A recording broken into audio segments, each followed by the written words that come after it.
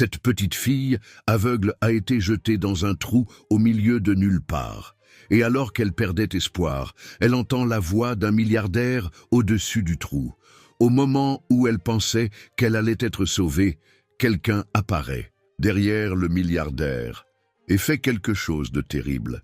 Dites-moi comment s'est passée votre journée et abonnez-vous à la chaîne pour soutenir mon travail.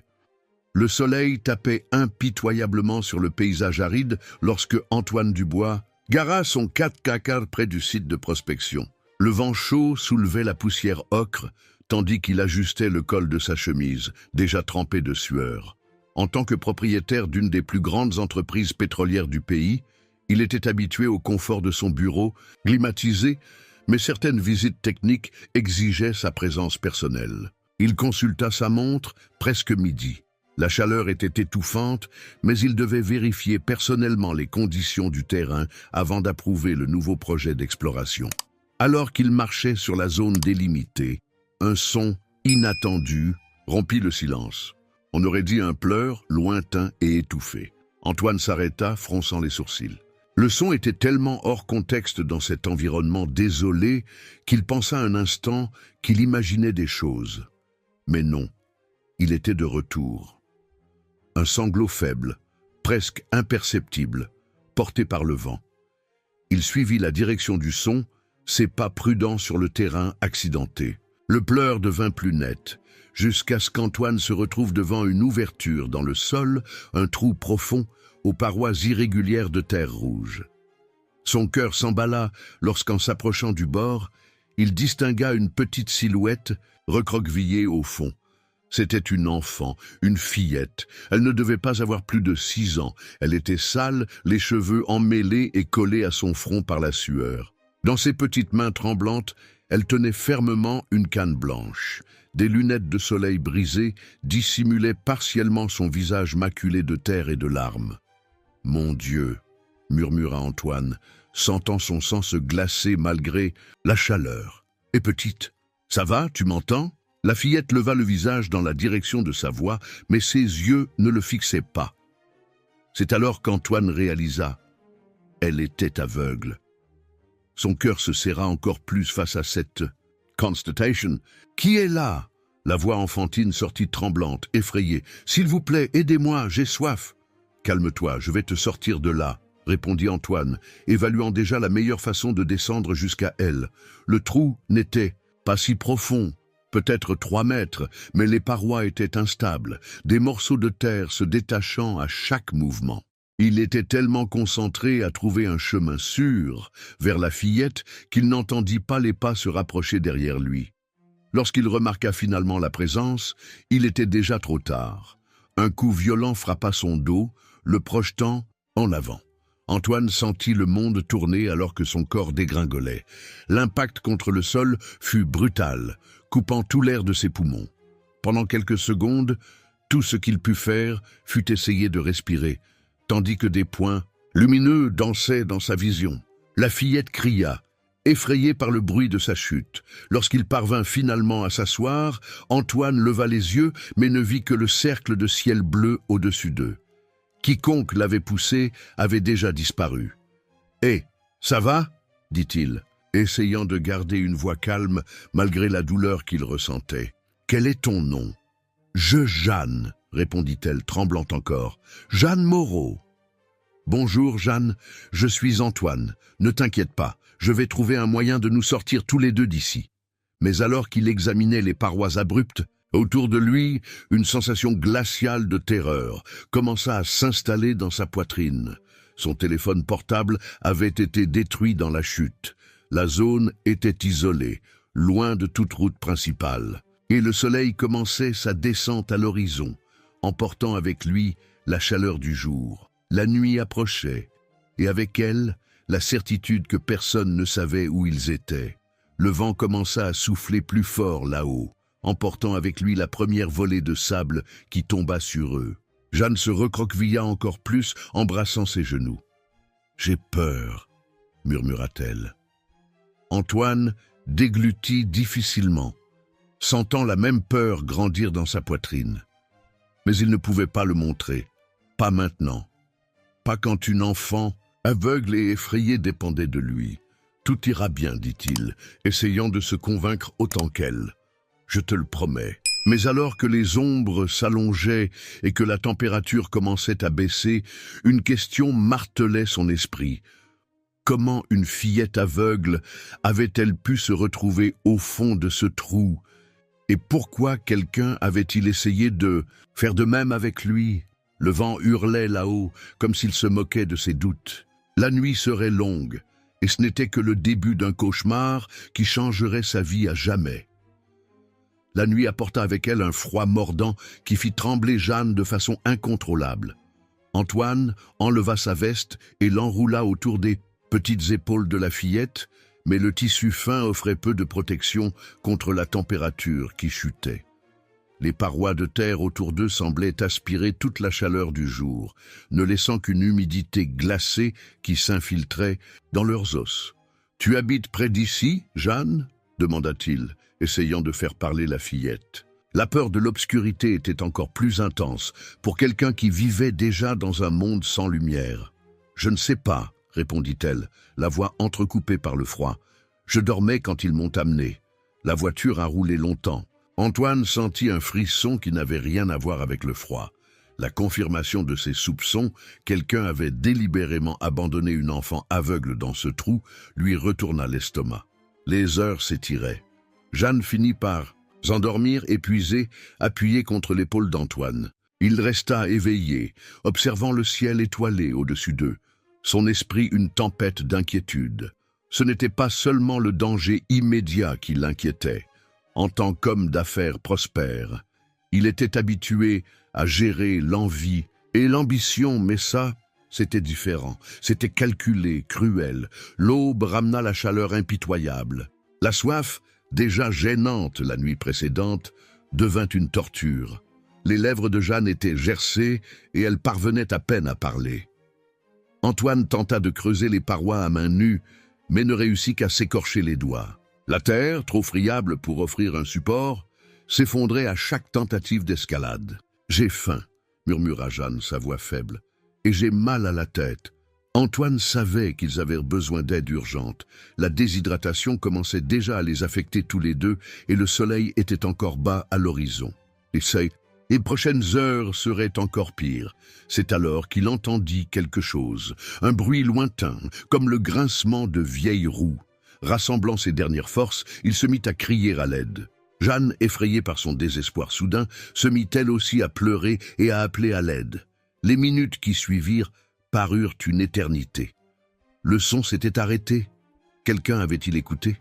La gorge d'Antoine était en feu, mais il continua à crier jusqu'à ce qu'une ombre apparaisse au bord du trou. « Il y a quelqu'un en bas ?» demanda une voix rauque et âgée. « Oui, s'il vous plaît, aidez-nous. Il y a une enfant ici, » répondit Antoine, parvenant à peine à contenir le soulagement dans sa voix. Le visage ridé d'un vieil homme apparut contre le ciel. Ses yeux s'écarquillèrent en voyant la situation. « Sainte Vierge, comment êtes-vous arrivée là? Nous expliquerons plus tard. S'il vous plaît, nous devons sortir d'ici d'urgence. La fillette va très mal. » Le vieil homme disparut pendant quelques minutes qui parurent interminables. Quand il revint, il apportait une corde épaisse et usée. « Ce n'est pas la meilleure, mais elle devrait tenir. Je l'utilise pour tirer l'eau du puits. » Avec difficulté, ils réussirent d'abord à hisser Jeanne, qui tremblait autant de peur que de faiblesse. Ensuite, ce fut le tour d'Antoine, ses muscles protestant à chaque mouvement. Quand il réussit finalement à sortir, il tomba à genoux sur la terre chaude, haletant. « Je m'appelle Gérard Lemaire, » dit le vieil homme, l'aidant à se relever. « J'habite dans une petite maison près d'ici. Je passais avec ma charrette quand j'ai entendu les cris. » Gérard les conduisit jusqu'à sa maison. Une construction simple, en pierres apparentes, avec une petite cour où quelques poules picoraient paresseusement. L'intérieur était propre mais très modeste. Une photographie ancienne sur le mur montrait une femme souriante. « Ma défunte épouse », expliqua Gérard, remarquant le regard d'Antoine. Après avoir bu de l'eau et mangé un peu de la potée, que Gérard insista pour servir, Antoine parvint enfin à penser plus clairement. Il devait appeler son entreprise, signaler qu'il allait bien, savoir si quelqu'un avait remarqué sa disparition. Puis-je utiliser votre téléphone? Demanda-t-il à Gérard. Le vieil homme secoua la tête. Je n'ai pas de téléphone, mon garçon. C'est trop cher pour mon budget, mais je peux vous emmener à la ville avec ma charrette. Jeanne, qui était restée silencieuse depuis leur arrivée, se mit soudain à pleurer. Ce n'était pas un pleur de peur ou de douleur physique. C'était quelque chose de plus profond, de plus angoissé. « Qu'est-ce qu'il y a, petite ?» demanda Antoine, s'agenouillant à côté d'elle. « Je me souviens de plus de choses maintenant, sanglota-t-elle. La personne qui m'a prise, elle parlait drôle, différemment. Et elle a dit que je ne reverrai plus jamais ma famille. » Antoine échangea un regard inquiet avec Gérard. La fillette continua. « Mais le pire, c'est qu'elle connaissait mon nom. Elle m'a appelé Jeanne avant de me jeter dans le trou. » Un frisson parcourut l'échine d'Antoine. Ce n'était pas un enlèvement aléatoire. Quiconque avait fait ça connaissait Jeanne, et probablement le connaissait aussi. « Nous devons retrouver sa famille, » dit-il à Gérard, « et ensuite découvrir qui a fait ça. » Le vieil homme acquiesça gravement. « La charrette est dehors. » Mais avant, il alla dans une pièce au fond de la maison et revint avec un ballot de vêtements. « C'était ceux de ma petite fille ? Elle ne vient plus me voir depuis des années, depuis qu'elle a déménagé à la capitale. Je pense que ça devrait aller à la fillette. » Tout en aidant Jeanne à se nettoyer et à changer de vêtements, Antoine ne pouvait s'empêcher de penser. Qui pouvait avoir autant de haine au point de faire du mal à une enfant aveugle? Et pourquoi l'impliquer là-dedans? La réponse, il le soupçonnait, serait encore plus troublante que les dernières 24 heures ne l'avaient été. Et tandis qu'il observait Gérard préparer sa charrette pour le voyage, une certitude se forma dans son cœur. Il ne se reposerait pas tant qu'il n'aurait pas découvert la vérité. Ce qu'il ne savait pas, c'est que la vérité serait bien plus douloureuse que tout ce qu'il pouvait imaginer, et que sa vie, qui avait toujours été définie par des chiffres et des contrats, était sur le point de changer complètement. La charrette de Gérard cahotait sur le chemin de terre, chaque secousse faisant serrer plus fort la main de Jeanne à celle d'Antoine. Le soleil de l'après-midi tapait sur leur dos, mais c'était une petite gêne comparée à ce qu'ils avaient vécu. La fillette portait une vieille robe à fleurs que Gérard gardait. « C'était à ma petite fille », expliqua-t-il avec un sourire triste. « Elle doit avoir environ 25 ans maintenant. » Après presque 2 heures de voyage, les premières maisons de la ville commencèrent à apparaître. C'était une petite ville, de celles où tout le monde se connaît. Antoine observait attentivement les réactions de Jeanne, espérant que quelque chose de familier réveillerait ses souvenirs. « Ça sent le pain », dit-elle soudain, son petit nez bougeant comme celui d'un lapin. « Comme à la boulangerie près, de chez moi. » Suivant son intuition, ils demandèrent des informations à une dame qui balayait le trottoir. Oui, il y avait une boulangerie au centre-ville.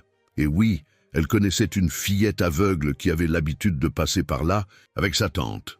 Le cœur d'Antoine s'accéléra. Une piste concrète, enfin. La dame indiqua l'adresse, et Gérard conduisit la charrette dans les rues étroites jusqu'à une maison simple, mais bien entretenue, avec un petit jardin devant. Antoine aida Jeanne à descendre de la charrette et s'approcha du portail. Ses mains tremblaient légèrement lorsqu'il appuya sur la sonnette. Des pas se rapprochèrent de l'autre côté de la porte. Quand la porte s'ouvrit, le monde sembla s'arrêter un instant. Là, debout sur le seuil, se tenait Alice Albuquerque. Le visage qu'il n'avait pas vu depuis plus de 15 ans, depuis l'époque de la fac, était plus mûr, marqué par des cernes profonds et une expression de fatigue. Mais c'était bien elle, sans aucun doute. « Tante Alice !» cria Jeanne, reconnaissant sa voix avant même qu'elle ne parle. « Mon Dieu, Jeanne !» Alice chancela, s'appuyant sur le montant de la porte. Son visage était pâle comme un linge. « Tu es vivante !» Elle courut embrasser sa nièce, des larmes coulant sur son visage. Puis, comme si elle enregistrait enfin la présence des autres, elle leva les yeux vers Antoine. La reconnaissance la frappa comme un éclair. « Antoine ? Antoine Dubois ?» Il acquiesça, aussi abasourdi qu'elle. Alice n'avait été qu'une collègue distante à la fac. Ils avaient partagé quelques cours, échangé des salutations occasionnelles dans les couloirs, rien de plus. Comment pouvait-elle être connectée? À tout ça? Entrez, s'il vous plaît, dit-elle, sa voix tremblant. Gérard, vous aussi, nous devons parler. La pièce était modeste mais accueillante, avec des photographies sur les murs et un canapé usé mais propre. Alice prépara un café pendant que Jeanne racontait, avec sa voix enfantine, ce qui s'était passé. À chaque mot, le visage d'Alice devenait plus pâle. « Ça fait 3 jours qu'elle a disparu », expliqua Alice, ses mains serrant la tasse si fort que les jointures de ses doigts étaient blanches. « J'étais allé au marché. Quand je suis revenu, la porte était forcée et elle avait disparu. La police a dit qu'il n'y avait aucune piste, aucune demande de rançon. » Sa voix se brisa. Elle prit une profonde inspiration avant de continuer. « Mais il y a autre chose, quelque chose que vous devez savoir. » Elle regarda directement Antoine. « Surtout toi. » Alice se leva et alla vers une étagère, d'où elle prit une photographie ancienne. Elle la tendit à Antoine avec des mains tremblantes. Sur la photo, un jeune homme souriait à l'objectif. Antoine reconnut son frère cadet, Romain, décédé dans un accident de voiture il y a 7 ans. Mais pourquoi Alice avait-elle une photo de lui? « Romain et moi, nous sommes rencontrés à l'époque de la fac, » commença Alice, sa voix basse et chargée d'émotion. C'était une relation secrète. Il ne voulait pas que sa famille le sache.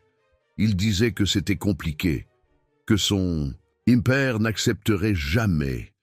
Antoine sentait comme si le sol se dérobait sous ses pieds. Son frère et Alice, comment n'avaient-ils jamais su ça? Quand j'ai découvert que j'étais enceinte, continua-t-elle, Romain a paniqué. Il a dit qu'il avait besoin de temps, qu'il allait le dire à sa famille. Mais alors, sa voix se brisa. Alors il y a eu l'accident. Et je suis restée seule. Jeanne, qui était restée silencieuse jusqu'alors, tourna son visage dans la direction de la voix d'Alice. Maman disait toujours que mon papa était un ange parti au ciel. Antoine sentit comme s'il avait reçu un coup de poing dans l'estomac. Jeanne, sa nièce, la fille que son frère n'avait jamais mentionnée. « Pourquoi ne nous as-tu jamais contactés ?» demanda-t-il, sa voix rauque d'émotion. « J'ai essayé, » répondit Alice, des larmes coulant sur son visage. « Plusieurs fois, mais ton père, il m'a menacé. Il a dit qu'il détruirait ma vie si j'insistais, que personne ne me croirait, que j'avais intérêt à disparaître. » Le silence qui suivit était pesant, chargé d'années de secrets et de douleurs. Gérard, qui observait tout en silence, se racla doucement la gorge. « Il y a quelque chose d'étrange dans tout ça, » dit le vieil homme. « Quelqu'un a enlevé la fillette et a essayé de vous faire du mal à vous aussi. Ça ne peut pas être une coïncidence. » Antoine acquiesça. Son téléphone portable, que Gérard avait réussi à récupérer en ville, avait enfin du réseau. Il y avait des dizaines d'appels manqués et de messages. L'un d'eux lui glaça le sang. Il venait de sa secrétaire. « Monsieur Dubois, il se passe quelque chose d'étrange. Votre cousin David est arrivé avec une procuration, disant que vous lui aviez transféré temporairement le contrôle de l'entreprise. Mais la signature, elle ne ressemble pas à la vôtre. » La réalisation le frappa comme un coup de foudre. David, son cousin, avait toujours été jaloux de sa position dans l'entreprise. Il a toujours pensé qu'il méritait plus, qu'il devrait être aux commandes. Et maintenant, je dois retourner à la ville, dit-il, se levant brusquement. Alice, toi et Jeanne ne pouvez pas rester ici. Ce n'est pas sûr. Pourquoi? Qu'est-ce qui se passe? Je crois savoir qui est derrière tout ça et si j'ai raison. Il regarda Jeanne, si petite et vulnérable dans sa robe empruntée.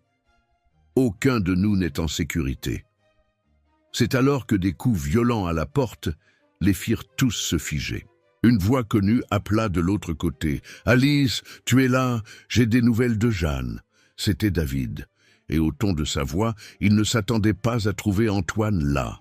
Le silence qui envahit la pièce était étouffant. Alice serra Jeanne contre elle, tandis que Gérard, même à son âge avancé, se plaça instinctivement devant tout le monde. Antoine fit un geste silencieux pour que personne ne réponde. « Alice, s'il te plaît, ouvre, c'est important. » La voix de David retentit à nouveau, maintenant avec une note d'impatience. Antoine s'approcha d'Alice et murmura « Y a-t-il une sortie par l'arrière ?» Elle acquiesça, pointant vers la cuisine. Avec des gestes silencieux, ils commencèrent à se déplacer. Jeanne, percevant la tension dans l'air, restait extraordinairement silencieuse. Les coups à la porte se firent plus forts. « Alice, je sais que tu es là. Il y a de la lumière. » Ils réussirent à atteindre la cuisine sans faire de bruit. La porte de derrière donnait sur une petite cour entourée d'un mur pas très haut. Gérard, malgré son âge, fit preuve d'une agilité surprenante en aidant Alice et Jeanne à passer dans la cour voisine. C'est alors qu'ils entendirent le bruit de la porte d'entrée forcée. « Vite !» murmura Antoine, soulevant pratiquement Gérard pour l'aider à franchir le mur. Ils réussirent à s'échapper par une série de cours interconnectées, essayant toujours de faire le moins de bruit possible. Jeanne, comprenant la gravité de la situation, se tenait fermement à Alice, sans faire un seul son. Après ce qui sembla une éternité, ils arrivèrent dans une rue parallèle. Le cœur de tous battait la chamade, et Gérard dut s'appuyer contre un poteau pour reprendre son souffle. « Ma charrette !» commença le vieil homme. « On verra ça plus tard !» coupa Antoine. « Maintenant, nous devons partir d'ici. » Alice indiqua une direction de la tête. « Il y a une gare routière à quelques rues d'ici. Elle n'est pas très fréquentée, mais il y a toujours des bus qui partent pour Paris. » Ils marchèrent précipitamment dans les rues partiellement désertes de cette fin d'après-midi. Chaque ombre semblait une menace. Chaque bruit faisait bondir leur cœur. Jeanne trébucha plusieurs fois, n'étant pas habituée à marcher, si vite sans sa canne, qui était restée derrière dans le trou. Quand ils arrivèrent finalement à la gare routière, un bâtiment petit et sans grâce, Antoine respira un peu plus soulagé. Il y avait quelques personnes qui attendèrent des bus, ce qui signifiait qu'ils n'attireraient pas autant l'attention. « Il y a un bus qui part dans une demi-heure pour Paris », informa Alice, après avoir consulté le tableau des horaires. Antoine acheta les billets avec le peu d'argent qu'il avait réussi à retirer à un distributeur automatique de la ville. Ils s'assirent dans un coin plus éloigné de la salle d'attente, essayant de ressembler à un groupe normal de voyageurs. « Quelqu'un peut m'expliquer ce qui se passe ?» demanda Gérard, sa voix basse mais ferme. Antoine passa sa main sur son visage fatigué. « David, mon cousin, il a toujours voulu le contrôle de l'entreprise. Depuis que nous étions jeunes, il s'est senti frustré que j'ai été choisi pour reprendre les affaires familiales. »« Mais pourquoi maintenant ?» demanda Alice. « Parce que maintenant, l'entreprise est sur le point de conclure un contrat d'1 million d'euros, le plus important de notre histoire. » Antoine fit une pause, organisant ses pensées. « Et il y a... autre chose, il y a 3 mois, j'ai modifié mon testament. Si quelque chose m'arrivait, une partie importante de mes actions irait à mes parents les plus proches. » Alice pâlit. « Jeanne, exactement. En tant que fille de mon frère, elle serait l'une des héritières légitimes. David a dû découvrir son existence d'une manière ou d'une autre, et il a décidé de se débarrasser de nous deux en même temps. » « Mais comment a-t-il découvert l'existence de Jeanne ?» demanda Gérard. Une pensée terrible traversa l'esprit d'Antoine. « Alice, as-tu parlé de Romain à quelqu'un? De la paternité de Jeanne ?» Elle se mordit la lèvre, pensive. « Seulement à une personne. Marina, mon amie de l'époque de la fac. Elle travaille... » Oh mon Dieu! Son visage devint encore plus pâle.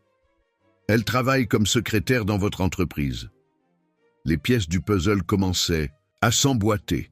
Marina a dû entendre parler de la modification du testament et faire le lien. Pour de l'argent, ou peut-être pour d'autres raisons, elle avait transmis l'information à David.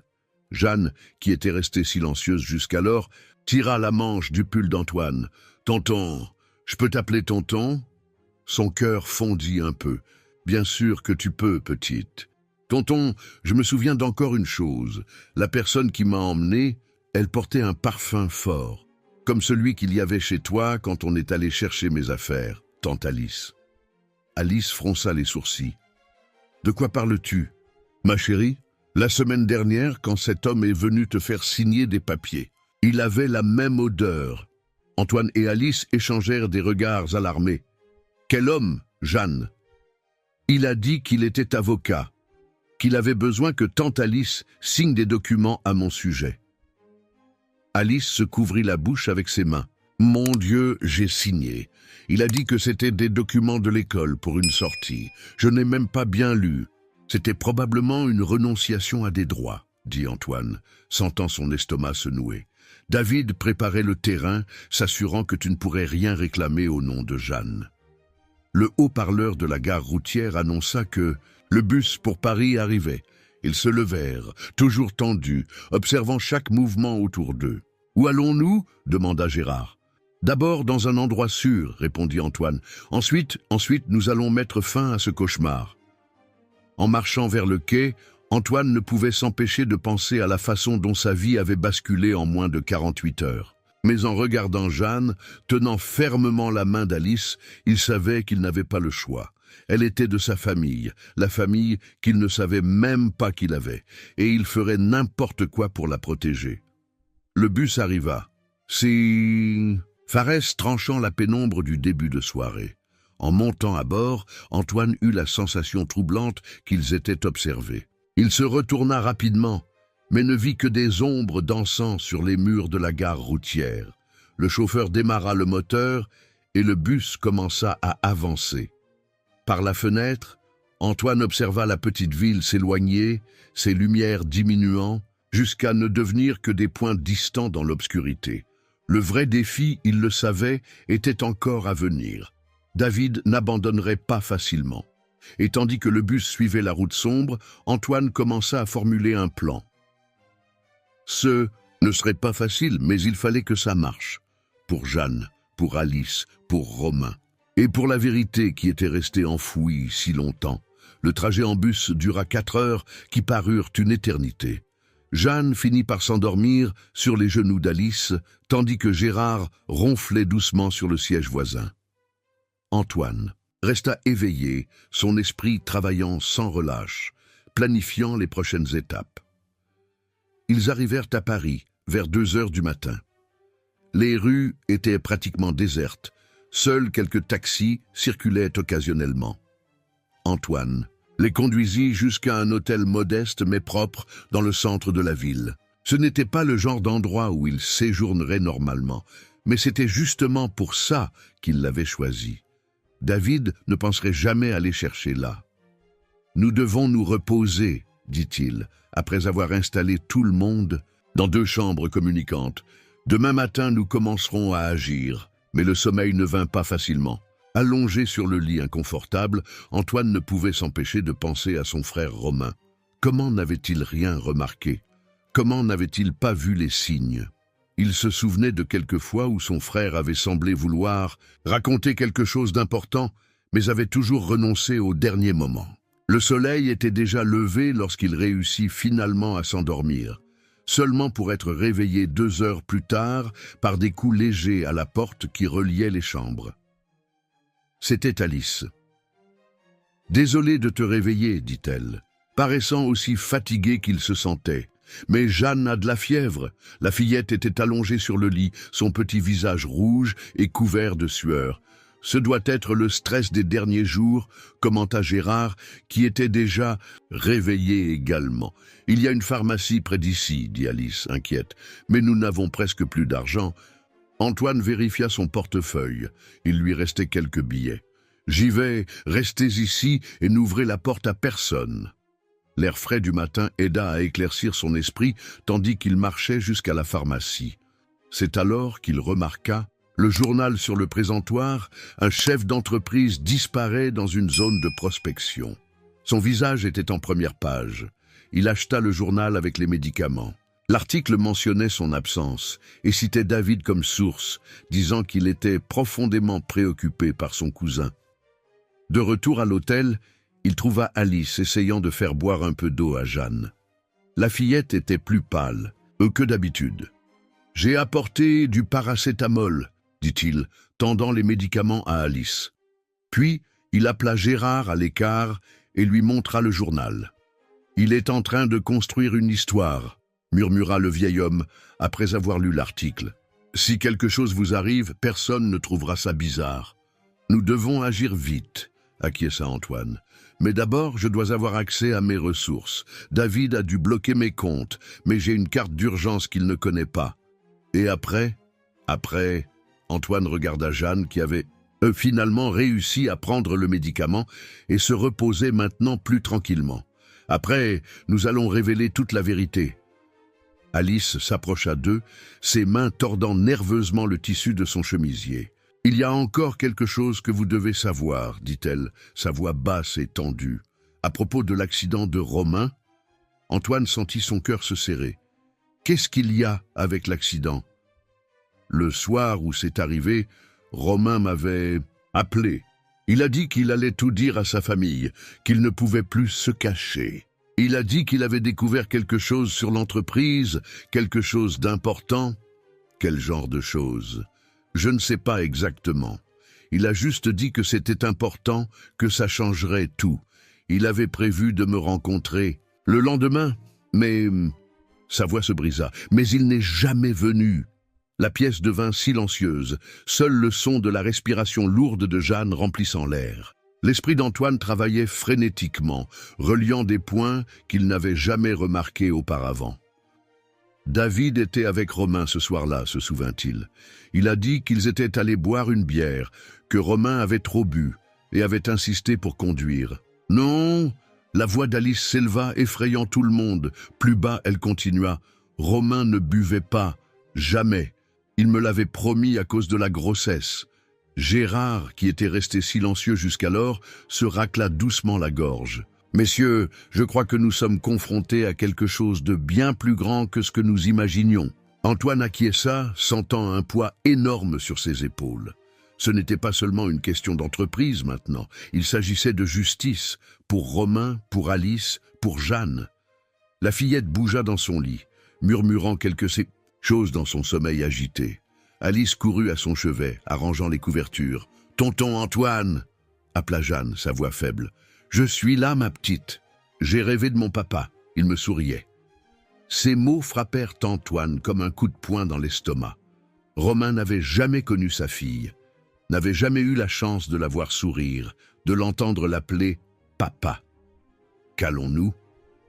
Faire maintenant? Demanda Alice, caressant toujours les cheveux de Jeanne. Antoine prit une profonde inspiration. D'abord, je vais à la banque. Ensuite, nous aurons besoin d'aide, quelqu'un que David ne connaisse pas, qui puisse nous aider à rassembler des preuves. Je connais quelqu'un, dit Gérard, surprenant tout le monde. Ma petite fille, celle dont j'ai parlé et qui ne me rend plus visite, elle est journaliste d'investigation. Peut-être qu'elle peut nous aider. Un plan commençait à se former dans l'esprit d'Antoine. Ce serait risqué, mais il n'avait pas le choix. David devait être arrêté avant qu'il ne fasse plus de victimes. « Donnez-moi son numéro » demanda-t-il à Gérard. « Mais d'abord, je dois faire quelque chose. » Il prit son téléphone et, après quelques instants d'hésitation, envoya un message à David. « Nous devons parler, juste nous deux. » La réponse vint presque immédiatement. « Enfin, tu te manifestes. J'étais inquiet. Où es-tu ? » « Dans un endroit sûr. Rencontre-moi demain à 10h au café de l'hôtel Continental. Viens seul. » En attendant la réponse, Antoine observa Jeanne, qui s'était rendormie. Son visage était plus calme maintenant, la fièvre commençant à céder. « Tu es sûr de ça ?» demanda Alice, remarquant son regard inquiet. « Non, » répondit-il honnêtement. « Mais nous devons faire croire à David qu'il a le contrôle. C'est la seule façon. » Le téléphone vibra avec la réponse de David. « J'y serai. » Antoine éteignit son téléphone et le rangea dans sa poche. Le lendemain serait crucial. Si tout se passait bien, ils obtiendraient enfin les réponses qu'ils cherchaient. Si quelque chose tournait mal. Mais il ne pouvait pas y penser maintenant. Il avait une famille à protéger. La famille que son frère avait laissée derrière lui, la famille qu'il venait de découvrir. Et cette fois, il ne les décevrait pas. « Repose-toi encore un peu, dit-il à Alice. Demain sera une longue journée. » Pendant que les autres essayaient de dormir, Antoine resta éveillé, regardant le soleil se lever à l'horizon. Quelque part dans la ville, il savait que David planifiait également son prochain coup. La différence était que cette fois, Antoine était préparé, ou du moins, c'est ce qu'il espérait. L'hôtel Continental était un vieux bâtiment du centre-ville avec une façade art déco qui avait connu des jours meilleurs. Antoine arriva une demi-heure avant l'heure convenue, choisissant une table au café qui lui offrait une vue dégagée sur l'entrée et les sorties de secours. Carla, la petite fille de Gérard, était arrivée encore plus tôt et s'était installée discrètement à une table de l'autre côté de la salle, faisant semblant de travailler sur son ordinateur portable. C'était une femme d'une trentaine d'années, avec des yeux perçants et une posture qui montrait qu'elle savait exactement ce qu'elle faisait. « Gardez votre téléphone allumé », avait-elle dit plus tôt, lors de leur brève rencontre à l'hôtel où ils étaient logés. « Je vais enregistrer toute la conversation. Et ne vous inquiétez pas, j'ai des contacts qui peuvent publier l'histoire dès aujourd'hui, si nécessaire. » Maintenant, assis seul avec une tasse de café déjà froide, Antoine ne pouvait s'empêcher de penser à Jeanne. La fièvre avait baissé pendant la nuit, mais la fillette était encore faible. Alice et Gérard étaient restés avec elle à l'hôtel, prêts à partir rapidement si quelque chose tournait mal. Il restait 5 minutes avant 10 heures lorsque David entra dans le café. Il était impeccablement vêtu comme toujours, mais il y avait quelque chose de différent dans ses yeux. Une tension qu'il essayait de cacher sous un sourire cordial. « Cousin !» s'exclama-t-il, ouvrant les bras comme s'il allait l'embrasser. Antoine resta assis, son visage impassible. David laissa ses bras retomber et s'assit. « J'étais inquiet. Où étais-tu » ? « Tu sais exactement où j'étais, David. » Le sourire de David vacilla un instant mais revint aussitôt. « De quoi parles-tu ? Nous t'avons cherché partout. Au fond d'un trou, peut-être » Le silence qui suivit était pesant. David prit le menu, faisant semblant de l'étudier avec intérêt. « Tu n'as aucun sens, cousin. Je crois que tout ce stress des derniers jours te monte à la tête. » Comme à Romain, le menu trembla légèrement dans les mains de David. « Qu'est-ce qu'il y a avec Romain ? C'est intéressant de voir comment certaines coïncidences s'accumulent, n'est-ce pas ? Romain meurt dans un soi-disant accident après avoir découvert quelque chose d'important sur l'entreprise. Des années plus tard, je disparais mystérieusement, juste au moment où nous sommes sur le point de conclure le plus gros contrat de notre histoire. Tu m'accuses de quelque chose ? Pas encore, mais j'ai quelques questions à poser au sujet d'une certaine enfant aveugle dont tu as essayé de te débarrasser en même temps que moi. » Le visage de David pâlit visiblement. Ses yeux parcoururent rapidement le café, comme s'il cherchait quelque chose ou quelqu'un. « Ne t'inquiète pas, » dit Antoine, sa voix basse et contrôlée. « Jeanne est en sécurité, loin de ta portée. »« Jeanne » David répéta le nom lentement, comme s'il en testait la saveur. « La fille illégitime de Romain. Tu sais, pendant des années, je t'ai observé gérer cette entreprise comme si c'était ton droit divin. Tu n'as jamais réalisé qu'il y avait d'autres personnes plus compétentes, plus dévouées. D'autres personnes comme toi. Exactement. » Le masque de civilité commença à tomber. « J'ai donné ma vie à cette entreprise. Pendant que tu étais dans tes réunions pompeuses, je créais des connexions, je résolvais des problèmes, je faisais en sorte que tout fonctionne. Et qu'est-ce que j'ai gagné ? Des miettes ? Alors tu as décidé de régler ça en éliminant quiconque se mettait en travers de ton chemin ? En commençant par mon frère ?» David se pencha en avant, ses yeux brillants d'une intensité fébrile. Romain était faible. Il a découvert des irrégularités dans les comptes et, au lieu d'utiliser ça à son avantage, il a voulu jouer les héros. Il allait ruiner tout ce que nous avions construit. Qu'est-ce qu'il a découvert exactement, David ? Est-ce que ça a de l'importance ? Il est mort. Et quant à toi... » Son sourire revint plus froid que jamais. « Eh bien, les accidents arrivent. À tous les jours, n'est-ce pas ? Surtout dans les zones de prospection isolées. Et Jeanne, c'est juste une enfant innocente. Une héritière légitime, ayant droit à une part importante des actions si quelque chose t'arrivait. Je ne pouvais pas permettre ça. » Antoine sentit son sang bouillir, mais garda une voix calme. « Comment as-tu découvert son existence ?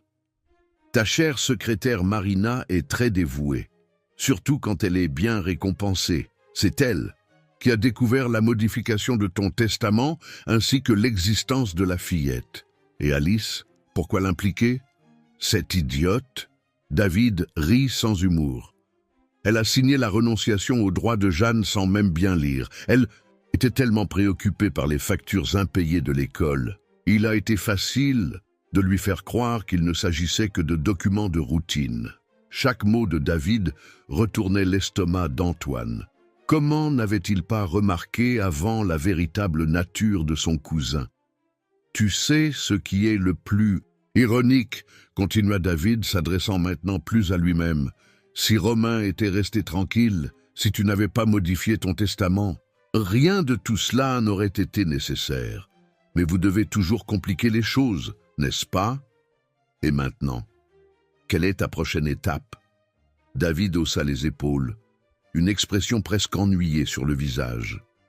Maintenant, tu vas disparaître à nouveau, cette fois définitivement. Et si par hasard on retrouve votre corps, eh bien, le stress du travail peut pousser les gens à commettre des folies, n'est-ce pas? C'est alors qu'un raclement de gorge interrompit la conversation. Carla était debout à côté de la table, son téléphone toujours en train d'enregistrer. « Je crois que nous en avons assez », dit-elle, ses yeux fixés sur David. Son visage passa du blanc au rouge en quelques secondes. « Qui êtes-vous » ? « Quelqu'un qui vient d'enregistrer une confession très intéressante, » répondit-elle, rangeant son téléphone. « Et avant que vous ne pensiez à faire quelque chose de stupide, sachez que l'enregistrement est déjà en cours d'envoi à plusieurs endroits. » David se leva brusquement, renversant sa tasse.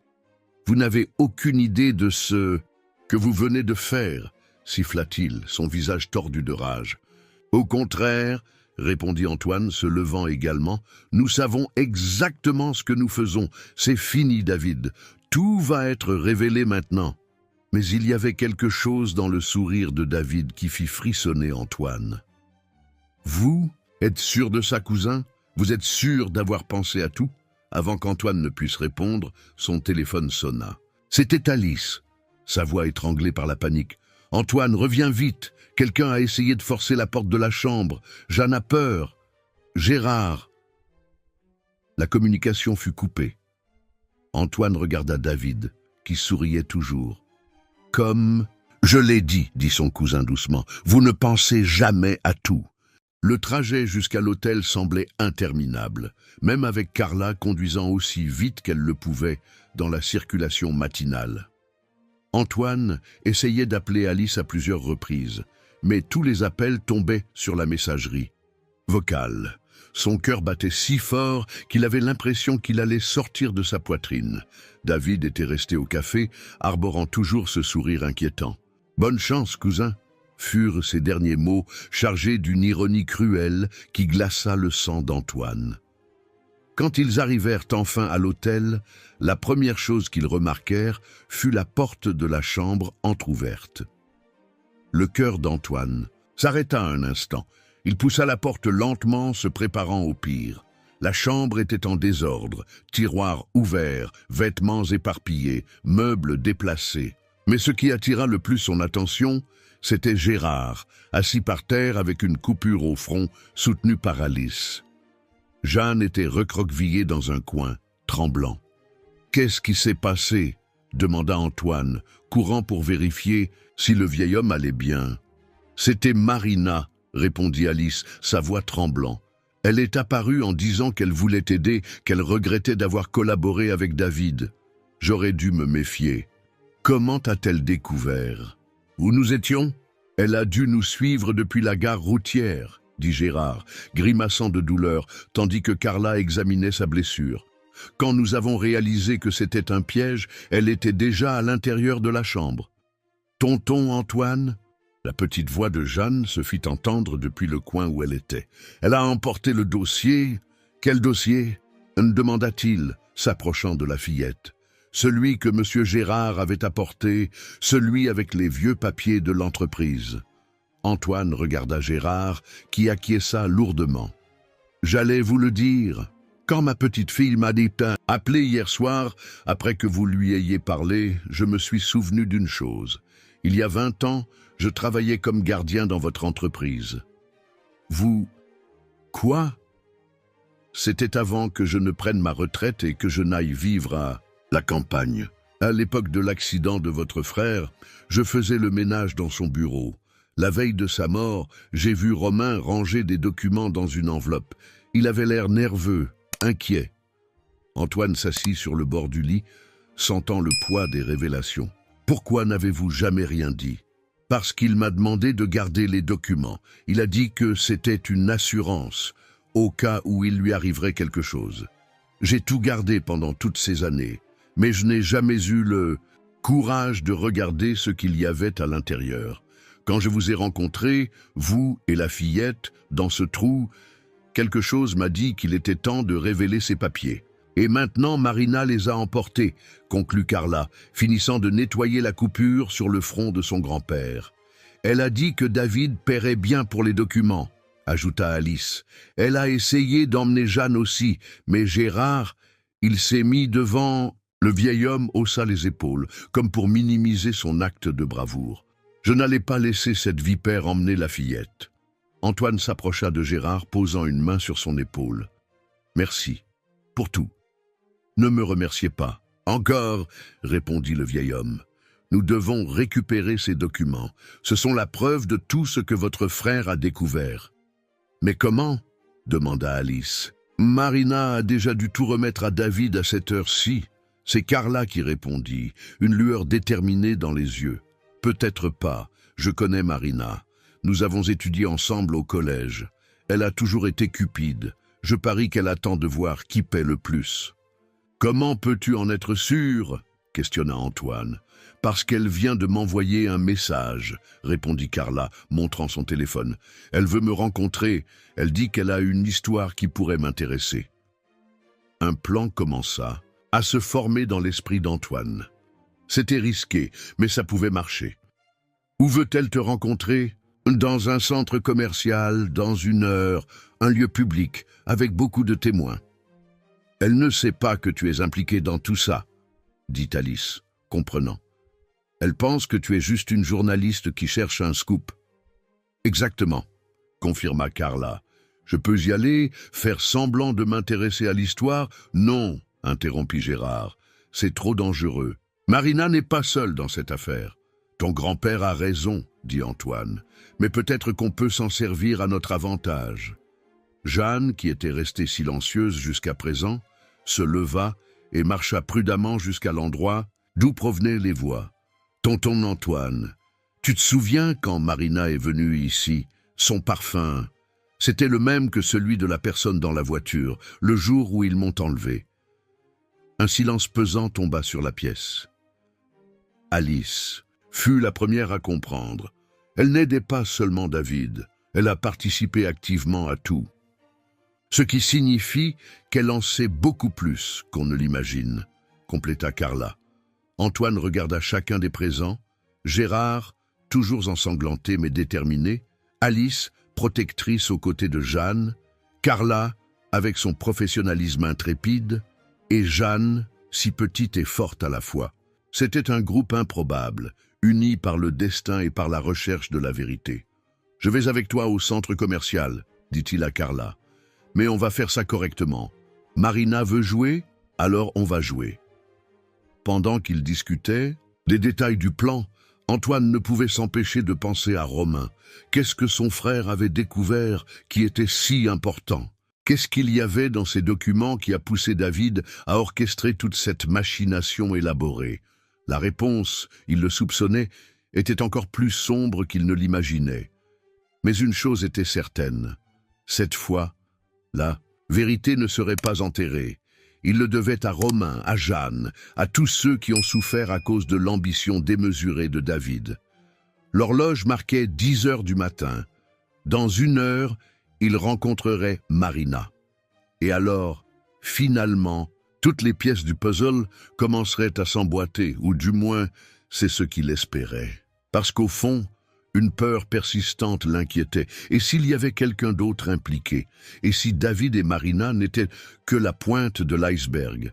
Il regarda Jeanne qui maintenant tenait fermement la main d'Alice et sentit sa détermination se renforcer. Peu importait ce qu'il découvrirait, cette fois, il ne laisserait pas le mal vaincre. Le centre commercial était bondé pour un mercredi matin. Carla et Antoine choisirent une table dans l'aire de restauration qui offrait une bonne visibilité sur toutes les entrées. Alice, Gérard et Jeanne avaient été emmenés dans un endroit sûr, la maison d'une amie de confiance de Carla, dans les environs de Paris. « Elle est en retard », murmura Carla, consultant sa montre pour la 3e fois en 5 minutes. Antoine resta silencieux, assis à une table distante, faisant semblant de lire Le Monde.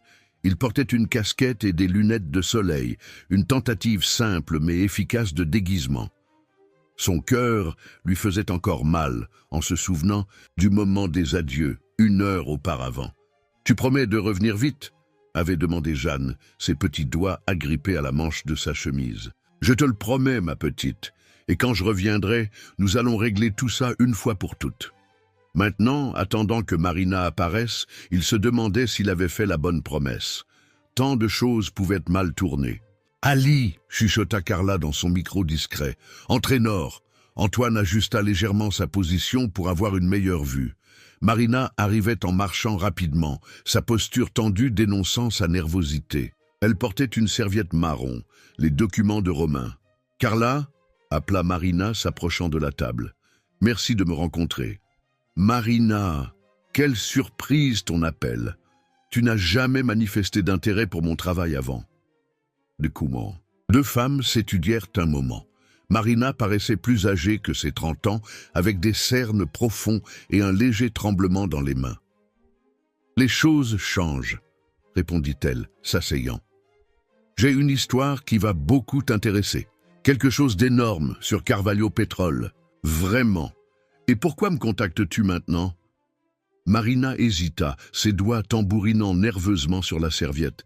« Disons que j'ai développé une conscience. Rien à voir avec la disparition d'Antoine Dubois, j'imagine ?» Le tremblement des mains de Marina augmenta visiblement. « Comment sais-tu ça? Je suis journaliste, Marina. C'est mon travail de savoir les choses. » Antoine observait l'interaction attentivement. Il y avait quelque chose dans le comportement de Marina qui ne correspondait pas à l'image de la complice froide et calculatrice qu'il s'attendait à rencontrer. Elle semblait effrayée. « Ce n'est pas ce que tu crois, » dit Marina, sa voix basse et urgente. « Je ne voulais pas participer à ça. David, il m'a forcé. » « Forcé à quoi exactement ?» Marina regarda autour d'elle nerveusement avant de continuer. Ça a commencé il y a des années, quand Romain était encore vivant. Je n'étais qu'une stagiaire à l'époque, mais je voyais des choses. Documents étranges, des réunions secrètes. Quel genre de documents? Des contrats falsifiés, des factures gonflées. David détournait des millions de l'entreprise. Romain l'a découvert et a menacé de tout révéler. Alors David l'a tué, compléta Carla. Marina acquiesça, les larmes commençant à se former dans ses yeux. Je ne savais pas qu'il irait aussi loin. Quand j'ai réalisé ce qui s'était passé, il était trop tard. David avait des preuves qui m'incriminaient aussi. Il a dit que si je disais quoi que ce soit, il me détruirait. Et Jeanne? Le visage de Marina pâlit encore plus. Comment sais-tu ça?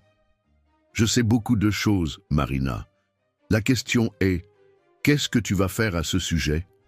Marina ouvrit la serviette avec des mains tremblantes, révélant une pile de documents jaunis. C'est tout ce que Romain a découvert. J'en ai gardé une copie pendant toutes ces années. Une assurance, tu sais, mais après que David a fait enlever la petite... Attends, interrompit Carla. Tu es en train de dire que tu étais au courant de l'enlèvement. J'ai aidé, confessa Marina, les larmes coulant maintenant librement. David a dit qu'il allait juste lui faire un peu peur, l'utiliser comme moyen de pression. Je ne savais pas qu'il allait la laisser dans ce trou pour... Elle ne réussit pas à terminer la phrase. Antoine dut se retenir pour ne pas se lever et la confronter, la même. « Pourquoi me racontes-tu tout ça maintenant ?» demanda Carla. « Parce que David est devenu fou. Ce n'est plus seulement une question d'argent ou de pouvoir. Il veut se venger, détruire tout et tous ceux qui peuvent le menacer. Et moi, Marina déglutit difficilement. Je ne veux plus faire partie de ça. C'est alors qu'Antoine remarqua quelque chose dans sa vision périphérique. Un homme en costume sombre entra précipitamment par l'entrée sud du centre commercial, parlant au téléphone. Il y avait quelque chose de familier dans sa démarche. « Marina » dit-il par le micro. « Ah, Carla, demande-lui des informations sur le père de David. » Carla fronça les sourcils mais obéit. « Et le père de David, est-ce qu'il est au courant de tout ça ?» Le visage de Marina se tordit dans une expression de pure terreur. « Comment ? Pourquoi me poses-tu cette question ?»« Simple curiosité. »« Non !» Marina cria presque, effrayant les personnes aux tables voisines. Plus bas, elle continua. « Ne parle pas de lui. Il est pire que David. Bien pire. » Antoine sentit un frisson lui parcourir l'échine. Alberto Carvalho, son oncle, avait toujours été une figure austère et distante. Il apparaissait rarement dans l'entreprise, préférant gérer ses nombreuses autres affaires de loin. Mais maintenant, Marina, la voix de Carla était douce mais ferme. J'ai besoin que tu me racontes tout, chaque détail. Marina jeta un nouveau coup d'œil autour d'elle avant de se pencher en avant. Alberto n'est pas seulement un homme d'affaires, il a des relations. Le genre de relations qui font disparaître des gens. C'est lui qui a tout planifié depuis le début. La mort de Romain, le détournement d'argent. David n'est qu'un pion dans son jeu. Antoine sentit son monde tourner. Toutes les pièces commençaient à s'emboîter. L'empire apparemment infini de son oncle, la façon dont les personnes qui le contrariaient avaient tendance à avoir des accidents, la peur dans les yeux de son propre père quand le nom de son frère était mentionné. C'est alors que son téléphone vibra avec un message d'Alice. « Il y a quelqu'un de bizarre qui rôde autour de la maison. Gérard pense que nous avons été suivis. » Avant qu'il puisse réagir, un autre message arriva. Cette fois d'un numéro inconnu. « Beau plan, neveu. Mais tu as vraiment cru que je n'aurais pas une longueur d'avance, tonton Alberto ?» Le sang d'Antoine se glaça dans ses veines. Il regarda à nouveau l'entrée sud. L'homme en costume avait disparu. « Carla, dit-il urgemment par le micro, sors Marina de là tout de suite. Il ne réussit pas à finir. » Un cri strident déchira l'air, et le chaos s'installa dans l'aire de restauration. Des personnes couraient dans toutes les directions, des chaises étaient renversées. Au milieu de la confusion, Antoine vit Marina être traînée par deux hommes vers une sortie de secours. La serviette avec les documents tomba par terre, des papiers se répandant comme des feuilles au vent. Et quelque part, au milieu de cette folie, il pouvait jurer qu'il entendit le rire de son oncle, un rire qui promettait que le cauchemar était loin, très loin d'être terminé. Le chaos dans le centre commercial n'était que le début. Antoine et Carla réussirent à ramasser quelques-uns des documents éparpillés avant que les agents de sécurité n'arrivent, mais la plupart se perdit dans la confusion. Marina avait disparu, emmenée par des hommes qui se déplaçaient avec une précision militaire, clairement des professionnels. « Il faut qu'on sorte d'ici », dit Carla, rangeant les papiers qu'ils avaient réussi à récupérer dans son sac. « Si ton oncle est impliqué, la police va bientôt arriver, et ce ne sera pas pour nous aider. » Mais Antoine écoutait à peine. Son téléphone affichait 3 appels manqués d'Alice. Avec les mains tremblantes, il rappela. « Dieu merci !» La voix d'Alice sonna soulagée de l'autre côté. « On va bien, on a réussi à sortir à temps. Gérard a vu quand 2 voitures se sont arrêtées dans la rue et des hommes ont commencé à encercler la maison. On est sorti par l'arrière. Où êtes-vous maintenant ? » « Dans une station-service sur la route de campagne. Gérard connaît... Le propriétaire, c'était un ami à lui à l'époque où il travaillait dans l'entreprise. Restez là, on arrive. » Sur la route vers la station, Carla conduisant aussi vite qu'elle osait sans attirer l'attention, Antoine examina les documents qu'ils avaient réussi à sauver. La plupart étaient des papiers administratifs apparemment sans importance, mais l'un d'eux attira son attention, une vieille photo jaunie par le temps. Sur celle-ci, son père et son tonton Alberto étaient debout devant un groupe d'hommes d'apparence importante. La date au verso indiquait que la photo avait été prise il y a plus de 30 ans. quand Carvalho Pétrole débutait. « Il y a quelque chose d'étrange sur cette photo », murmura-t-il, étudiant les visages. C'est alors qu'il remarqua l'un des hommes à l'arrière-plan avait un insigne familier sur sa veste. « Attends, c'est le symbole de l'ancienne police judiciaire. » Ben Carla jeta un rapide coup d'œil à la photo avant de se reconcentrer sur la route. « Mon grand-père a mentionné quelque chose à ce sujet une fois. Il a dit qu'à l'époque où il a commencé à travailler comme gardien, il y avait toujours des hommes mystérieux qui visitaient l'entreprise tard le soir. Mais pourquoi la police judiciaire serait-elle impliquée avec une entreprise qui débutait à peine? Peut-être que ce n'était pas une implication officielle, suggéra Carla. Dans les années 80, beaucoup d'agents faisaient du travail au noir pour des entrepreneurs. L'implication était claire et effrayante. Si Alberto avait de telles relations depuis le début, cela expliquerait beaucoup de choses sur la façon dont l'entreprise a grandi si rapidement et comment il réussissait à faire disparaître des gens sans laisser de traces. Ils arrivèrent à la station-service alors que le soleil commençait à se coucher. Alice, Gérard et Jeanne attendaient à l'intérieur de la petite boutique. La petite fille courut vers la voix d'Antoine dès qu'elle l'entendit entrer. « Tonton, j'avais peur que tu ne reviennes pas !» Il la serra fort dans ses bras, sentant son petit cœur battre rapidement. « Je t'avais promis que je reviendrais, non ? Qu'est-ce qui s'est passé au centre commercial ?» demanda Gérard, remarquant l'expression tendue de Carla. Pendant qu'ils expliquaient les événements, le propriétaire de la station, un monsieur, aux cheveux blancs nommé Sébastien, ferma la boutique et offrit du café à tout le monde. « J'ai travaillé chez Carvalho Pétrole pendant presque 20 ans, dit-il, servant les tasses avec des mains calleuses. Je suis parti juste après l'accident de Romain.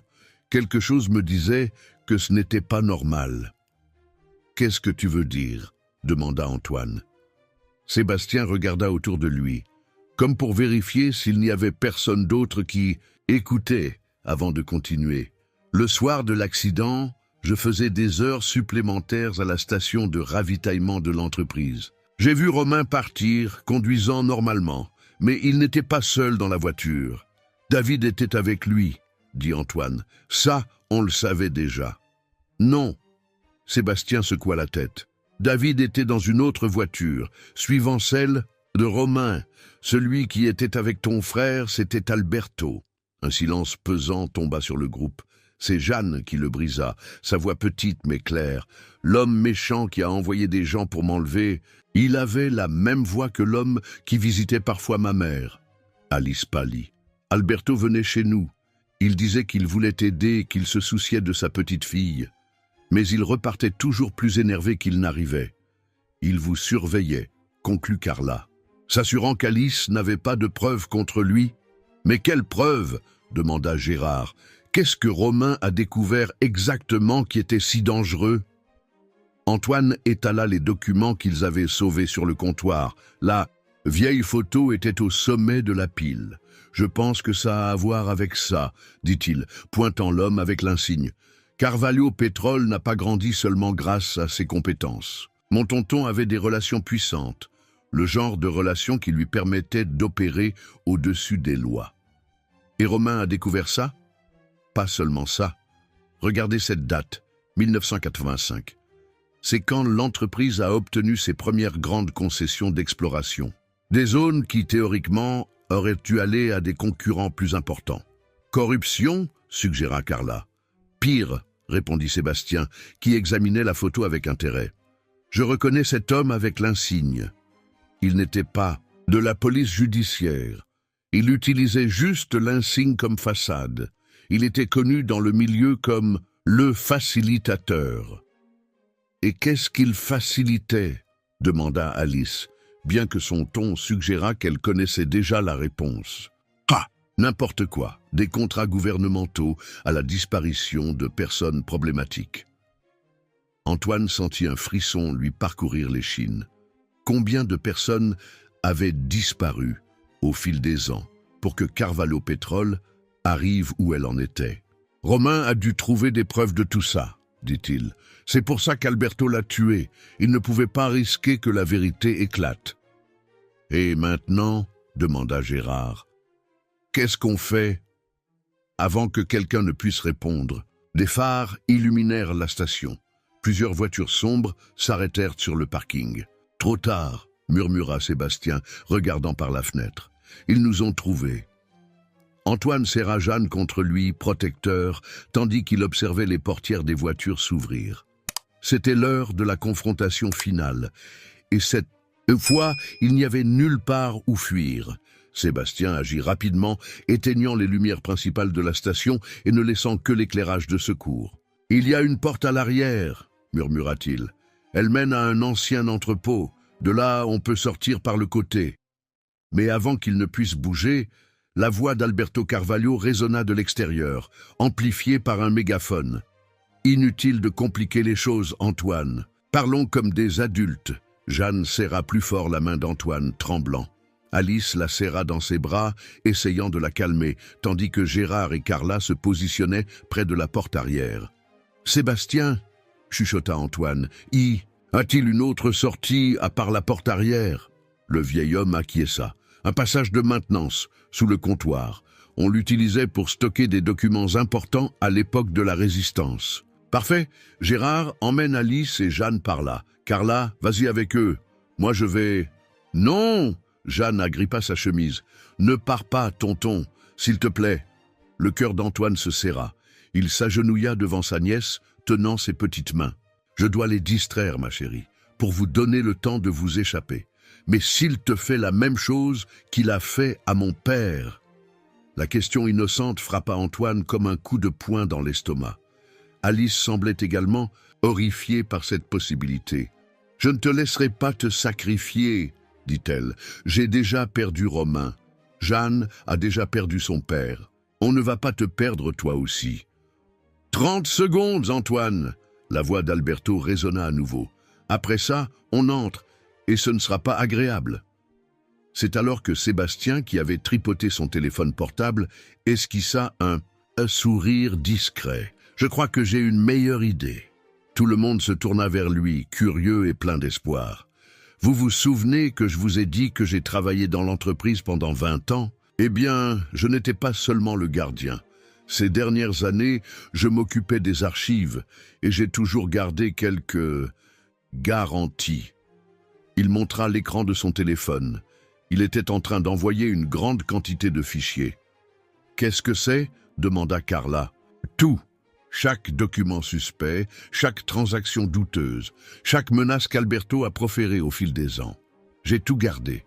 Et maintenant, c'est envoyé à tous les grands journaux du pays. » Comme pour confirmer ses paroles, le téléphone portable de Carla commença à vibrer avec des messages de ses contacts dans la presse. « 20 secondes !» hurla Alberto. « Mais ça ne l'empêchera pas d'entrer ici, » dit Gérard. « Non !»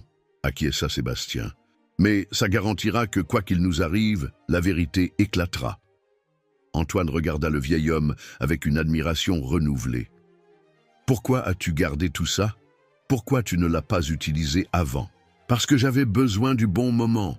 Et parce que j'ai fait une promesse à ton frère, la dernière fois que je l'ai vu. Il a dit, si quelque chose m'arrive, garde tout jusqu'à ce que tu trouves quelqu'un prêt à se battre pour la vérité, quoi qu'il en coûte. » Des larmes silencieuses coulaient sur le visage d'Alice. Jeanne, sentant l'émotion dans l'air, serra la main d'Antoine. « Temps écoulé !» La voix d'Alberto tonna. La porte d'entrée explosa vers l'intérieur. Alberto entra le premier, suivi de David et de 2 autres hommes. Ses yeux balayèrent l'environnement jusqu'à trouver Antoine. « Toujours en train d'essayer de jouer les héros, n'est-ce pas, neveu? Exactement comme ton frère. »« Pourquoi ?» demanda Antoine. « Pourquoi tout ça? On avait déjà tellement... »« Tellement ?» Alberto rit sans humour. « Tu n'as aucune idée de ce que c'est que tellement, mon garçon. Ce que j'ai construit va bien au-delà de cette entreprise insignifiante. C'est une question de pouvoir, de contrôle. De détruire des vies innocentes, il n'y a pas d'innocent dans ce jeu. Ton frère l'a appris à ses dépens. » C'est alors que le téléphone d'Alberto sonna. Son visage changea en lisant le message, toute son arrogance étant remplacée par quelque chose proche de la panique. « Qu'est-ce que tu as fait ?» rugit-il à Antoine. D'autres téléphones commencèrent à sonner. Ceux des hommes de main, celui de David. Tous affichaient la même chose. Des manchettes urgentes sur « Le scandale de Carvalho Pétrole ». « Ce n'est pas lui », dit Sébastien faisant un pas en avant. « C'est moi. J'ai gardé chaque morceau de crasse que vous avez essayé de cacher pendant toutes ces années. Et maintenant, tout le monde va le savoir. » L'expression d'Alberto se tordit en un masque de fureur. Il s'avança vers le vieil homme, mais Antoine se plaça sur son chemin. « C'est fini, tonton, il n'y a plus moyen de cacher. »« C'est fini ?» Alberto rit, un son qui fit se recroqueviller Jeanne. « Vous croyez vraiment que quelques documents divulgués peuvent me faire tomber? J'ai des relations que vous n'imaginez même pas. Je peux tous vous faire disparaître maintenant même, et personne ne saura. » Il ne termina pas sa phrase. Un vacarme assourdissant de sirènes emplit l'air. Des lumières rouges et bleues commencèrent à clignoter à l'extérieur. « Impossible !» murmura David courant vers la fenêtre. « Comment ?»« Ah, j'ai oublié de mentionner » dit Sébastien avec un sourire fatigué. « Quand je travaillais dans l'entreprise, je me suis lié d'amitié avec beaucoup de gens, y compris avec des agents fédéraux. Les vrais pavos facilitateurs. Ils attendaient juste le signal. » Le visage d'Alberto perdit toute couleur. Pour la première fois, il sembla véritablement effrayé. « Père !» appela David, sa voix tremblant. « Qu'est-ce qu'on fait ?» Mais Alberto ne répondit pas. Ses yeux étaient fixés sur Jeanne, qui tenait toujours fermement la main d'Antoine. Pendant un instant, quelque chose qui ressemblait à du remords traversa son visage. « Elle a ses yeux !» murmura-t-il. « Les mêmes yeux que Romain. » Ce furent ses dernières paroles avant que la porte arrière n'explose et que des agents lourdement armés n'envahissent les lieux. Ce qui suivit fut un flou de mouvements et de voix. David tenta de s'échapper, mais fut rapidement maîtrisé. Les hommes de main se rendirent sans résistance. Et Alberto resta juste là, immobile, à regarder la vieille photo qui était toujours sur le comptoir, comme s'il pouvait y voir le moment exact où tout avait commencé à mal tourner. Des heures plus tard, quand la poussière retomba enfin, Antoine se retrouva assis sur les marches de la station, Jeanne endormie sur ses genoux, épuisée. Alice était à ses côtés, lui tenant la main. Gérard, Carla et Sébastien discutaient, avec les agents, racontant tout ce qu'ils savaient. « Qu'est-ce qui va se passer maintenant ?» demanda Alice doucement. Antoine leva les yeux vers le ciel, où les premières étoiles commençaient à apparaître. « Maintenant on recommence, de la bonne manière cette fois. »« Ensemble ?» La voix de Jeanne se fit entendre, somnolente. Il sourit, embrassant le haut de sa tête. « Oui, ma petite, ensemble. » Et tandis qu'il observait le soleil se coucher à l'horizon, Antoine sentit, pour la première fois depuis longtemps, que Romain pouvait enfin reposer en paix. La vérité avait triomphé. Pas de la manière dont il l'avait espéré, pas sans douleur ni sacrifice, mais elle avait triomphé. Et cela, au final, était tout ce qui comptait. Les jours qui suivirent furent un mélange de soulagement et de chaos. La presse ne laissait aucun répit, les téléphones ne cessaient de sonner et chaque heure apportait une nouvelle révélation sur l'empire criminel qu'Alberto avait construit au fil des décennies. Antoine décida d'emmener tout le monde dans sa maison de campagne, un endroit tranquille à 2 heures de Paris. C'était une propriété simple qu'il avait achetée des années auparavant, cherchant la paix les week-ends. Maintenant, elle servirait de refuge pour sa famille nouvellement découverte. « C'est si silencieux ici », commenta Jeanne le premier matin, assise sur la véranda avec son petit déjeuner. Depuis les événements de la station-service, la petite fille semblait plus légère, comme si un poids avait été enlevé de ses petites épaules. Alice était également différente. La peur constante qu'elle portait toujours dans ses yeux avait été remplacée par une sérénité qui la faisait paraître des années plus jeune. Elle et Jeanne dormaient dans la chambre principale, tandis que Gérard occupait la chambre d'amis. Carla faisait des allers-retours vers Paris, apportant des nouvelles et aidant à organiser le bazar que l'entreprise était devenue. Les actionnaires Sont paniqués, rapporta-t-elle pendant le déjeuner. Avec Alberto et David en prison et toutes ces révélations, les actions se sont effondrées. C'était à prévoir, répondit Antoine, servant plus de jus à Jeanne. Mais nous allons reconstruire, à partir de zéro si nécessaire. Sébastien, qui était également hébergé avec eux, leva les yeux du journal qu'il lisait. Ça va être difficile, beaucoup de gens ont perdu de l'argent, beaucoup d'emplois sont en jeu. C'est précisément pour ça qu'il faut agir vite, dit Antoine. Montrer que la nouvelle direction sera différente, transparente. Et qu'en est-il des employés ? Demanda Alice. Beaucoup n'avaient aucune idée de ce qui se passait. Nous allons protéger les innocents, assura Antoine. J'ai déjà parlé au conseil d'administration. Nous allons créer un fonds de soutien pour ceux qui seront touchés par la restructuration. Gérard, qui était inhabituellement silencieux, se racla doucement la gorge. Et Marina, des nouvelles ? Carla secoua la tête. Rien pour l'instant. Après que ses hommes l'ont emmenée au centre commercial, elle a simplement disparu. Un silence pesant tomba sur la table. Tout le monde savait ce que cela signifiait probablement. « Tonton Antoine ?» appela Jeanne, sa petite voix brisant la tension. « Je peux te demander quelque chose ?»« Bien sûr, ma petite. Quand tout ça sera fini, est-ce qu'on continuera à habiter ensemble ?» La question prit tout le monde par surprise. Antoine regarda Alice qui avait les larmes aux yeux. « Si ta mère est d'accord, » répondit-il doucement, « j'adorerais que vous restiez avec moi. »« Pour toujours ?» insista Jeanne. « Pour toujours. » Alice se couvrit la bouche avec ses mains, essayant de contenir son émotion.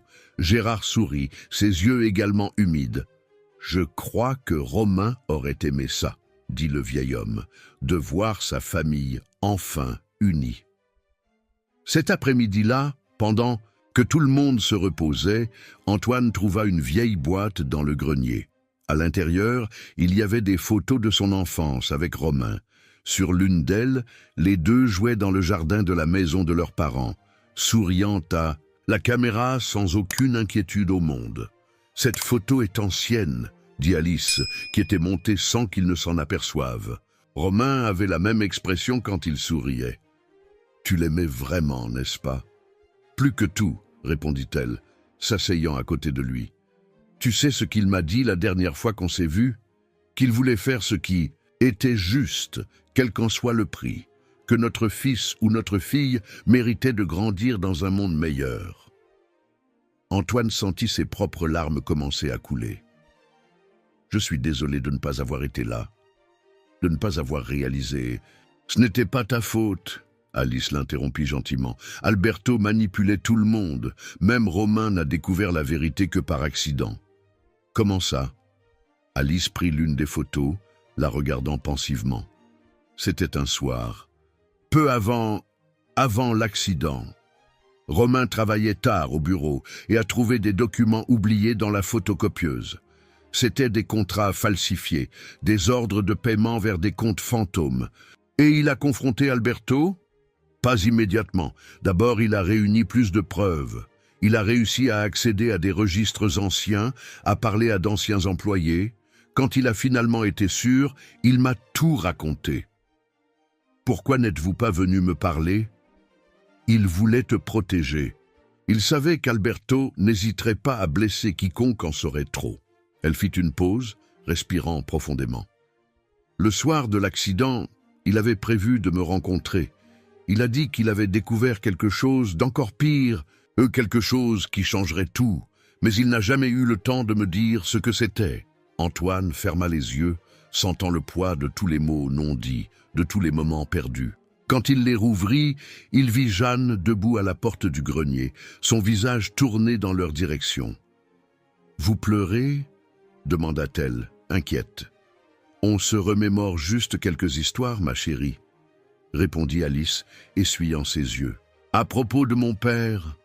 « Oui, » dit Antoine. « Tu veux en écouter quelques-unes ?» Le visage de Jeanne s'illumina. Elle s'approcha prudemment, se guidant au son de leur voix jusqu'à trouver une place entre eux. Et là, dans le grenier poussiéreux, entre de vieilles photos et de doux souvenirs, ils commencèrent à recoudre les morceaux de leur vie brisée. Chaque histoire était un point, chaque souvenir un morceau du tissu qui les unissait. En bas, ils pouvaient entendre Gérard et Sébastien discuter sur la véranda, Carla tapant sur son ordinateur portable, la vie suivant son cours normal. Mais ici en haut, dans ce moment suspendu dans le temps, ils n'étaient qu'une famille essayant de se reconnecter. « Raconte en plus », demanda Jeanne se blottissant plus près. « Je veux tout savoir sur lui. » Et ils le firent, pendant tout le reste de l'après-midi, jusqu'à ce que le soleil commence à se coucher et que les ombres s'allongent dans le grenier. Parce que parfois, réalisa Antoine, la meilleure façon d'aller de l'avant est d'abord de faire la paix avec le passé. La nuit arriva doucement, enveloppant la maison dans son manteau sombre. Mais pour la première fois depuis longtemps, l'obscurité n'apportait pas la peur, juste la promesse d'une nouvelle aube. Une semaine après s'être installé dans la maison de campagne, une routine commençait à se mettre en place. Les matins étaient consacrés à résoudre les problèmes de l'entreprise, avec Antoine et Carla travaillant à distance pour réorganiser le chaos laissé par Alberto. Les après-midi étaient plus tranquilles, remplis de conversations, de jeux et d'histoires. Jeanne s'adaptait étonnamment bien à sa nouvelle vie. Son rire, autrefois si rare, résonnait maintenant fréquemment dans la maison. Alice observait, émerveillée, comment sa fille s'épanouissait sous les soins de tous. Elle n'a jamais eu une grande famille, commenta-t-elle avec Antoine un après-midi, tandis qu'ils observaient Jeanne dans le jardin avec Gérard. Le vieil homme apprenait à la petite fille à identifier différentes fleurs par leur parfum. On a toujours été que toutes les deux, toujours avec peur, toujours à se cacher. Ça n'arrivera plus jamais, promit Antoine, serrant doucement sa main. Ce soir-là, après que Jeanne se soit endormie, tout le monde se réunit dans le salon pour discuter des prochaines étapes. Sébastien avait des nouvelles importantes. « J'ai réussi à contacter d'anciens employés, dit-il, étalant quelques papiers sur la table basse. Des gens qui travaillaient dans l'entreprise à l'époque de Romain. Ils sont prêts à témoigner sur les irrégularités dont ils ont été témoins. »« C'est génial, » dit Carla, prenant des notes sur son ordinateur portable. « Plus il y a de témoins, mieux on peut corroborer les preuves que nous avons déjà. »« Et les enquêtes ?» demanda Gérard. « Des nouvelles de Marina ?» Carla soupira lourdement. Toujours rien de concret, mais la police a retrouvé la voiture qui a été utilisée pour l'enlever du centre commercial. Elle a été abandonnée dans les environs de Paris. Un silence pesant tomba sur le groupe. Ce fut Alice qui le brisa. Elle ne méritait pas ça. Malgré les erreurs qu'elle a commises, elle essayait de faire ce qui était juste à la fin. « Comment David gère-t-il tout ça ?» demanda Antoine. « Pas très bien, » répondit Carla. Selon mes contacts, il coopère avec les enquêtes, mais il a l'air brisé, comme s'il ne réalisait que maintenant l'étendue de ce qu'il a fait. Et Alberto? L'opposé. Il n'a pas dit un mot depuis son arrestation. Ses avocats font tout pour le faire sortir de là, mais avec la quantité de preuves... Sébastien se racla doucement la gorge. Il y a encore une chose, quelque chose que j'ai trouvé ce matin en rangeant de vieux papiers. Il sortit une enveloppe jaunie de sa poche. À l'intérieur, il y avait une lettre, le papier fin et délicat avec l'âge. « C'est de Romain, » dit-il, la voix étranglée. « Il l'a écrite la nuit avant l'accident. Je crois qu'il savait que quelque chose allait se passer. » Alice couvrit sa bouche avec ses mains, des larmes silencieuses coulant sur son visage. Antoine prit la lettre avec des mains tremblantes et commença à lire à voix haute. « Chère Alice, si tu lis ceci, cela signifie que mes soupçons étaient justes. Ce que j'ai découvert est plus grand et plus terrible que je ne l'imaginais. Il ne s'agit pas seulement d'argent ou de pouvoir. Il s'agit de vie, de choix que nous avons faits il y a si longtemps et qui reviennent maintenant nous hanter. Alberto n'est pas seulement un criminel ordinaire. Il a construit quelque chose de bien plus sinistre au fil des ans. L'entreprise n'est que la partie visible de l'iceberg. Il y a des liens avec des personnes puissantes, des contrats secrets, de l'argent sale blanchi à travers des dizaines de sociétés écrans. Mais le pire n'est pas là. Le pire, c'est qu'il utilise ces liens pour détruire quiconque menace son empire. J'ai découvert des dossiers de personnes qui ont disparu au fil des ans, des concurrents, des journalistes d'investigation, même des employés qui en savaient trop. Je ne peux plus me taire, pas quand je sais que mon fils ou ma fille va grandir dans ce monde que nous avons contribué à créer. Demain, je vais le confronter, exposer tout ce que j'ai découvert. Je sais que c'est dangereux, mais c'est la bonne chose à faire. Alice, mon amour, si quelque chose m'arrive, cherche mon frère. Antoine a bon cœur. Il vous aidera, toi et notre bébé. Ne raconte rien avant l'heure. Alberto a des yeux et des oreilles partout. Et à notre enfant, que je n'ai pas encore rencontré, mais que j'aime déjà plus que tout. Pardonne-moi de ne pas être là pour te voir grandir. Sache que chaque décision que j'ai prise, chaque risque que j'ai couru, c'était en pensant à construire un monde meilleur pour toi. Avec tout mon amour, Romain. Quand Antoine eut fini de lire, il n'y avait pas un œil sec dans la pièce. Alice sanglotait silencieusement, serrée dans les bras de Carla. Gérard et Sébastien avaient les visages tournés vers la fenêtre, essayant de dissimuler leur propre émotion. « Il savait », murmura Antoine. « Il savait qu'Alberto allait tenter quelque chose, et pourtant... » « Il a choisi de faire ce qui était juste, » compléta Sébastien, même en connaissant le prix qu'il pourrait payer. Un bruit léger dans l'escalier fit se retourner tout le monde. Jeanne était là, dans son pyjama à fleurs, agrippée à la rampe. « Je n'arrivais pas à dormir, » dit-elle doucement. « J'ai entendu des voix. » Alice se leva rapidement, essuyant ses larmes. « Viens ici, mon amour. » Jeanne s'approcha prudemment, se guidant au son. Quand elle fut près d'eux, Antoine la prit dans ses bras, l'asseyant entre lui et Alice. « Vous parliez encore de mon père ?» demanda-t-elle. « Oui, » répondit Antoine doucement. « Nous avons trouvé une lettre qu'il a écrite à ta mère. Est-ce qu'il a écrit quelque chose pour moi ?» Alice prit la main de sa fille, la plaçant sur les dernières lignes de la lettre. « C'est ici, ma chérie. Il a écrit qu'il t'aimait, même sans t'avoir rencontré. » Jeanne passa ses doigts délicatement sur le papier, comme si elle pouvait sentir l'amour de Romain à travers les mots écrits. « Il était courageux, » dit-elle, après un moment. « Oui, » acquiesça Antoine, sa voix étranglée, « très courageux. Comme toi, tonton, tu n'as pas eu peur, toi non plus, de faire ce qui était juste. » La simplicité et la sagesse de cette observation enfantine touchèrent Antoine profondément. Il serra sa nièce fort contre lui, sentant son petit cœur battre contre le sien. « Je crois qu'il est temps que tout le monde aille dormir, » dit Alice gentiment. « Demain sera un nouveau jour. » Pendant que tout le monde se préparait à se coucher, Antoine resta un peu plus longtemps dans le salon, relisant la lettre de son frère. Les mots de Jeanne résonnaient dans sa tête. Sur le courage, sur le fait de faire ce qui était juste. Il regarda par la fenêtre, vers la nuit étoilée, à l'extérieur. Quelque part, pensa-t-il, Romain était en train de sourire. Sa vérité avait enfin éclaté, sa famille était unie et protégée, son sacrifice n'avait pas été vain. « Je promets de prendre soin d'elle, frère, » murmura-t-il aux étoiles. « Je vais terminer ce que tu as commencé. » Et pour la première fois depuis que tout avait commencé, il sentit vraiment qu'il était sur la bonne voie.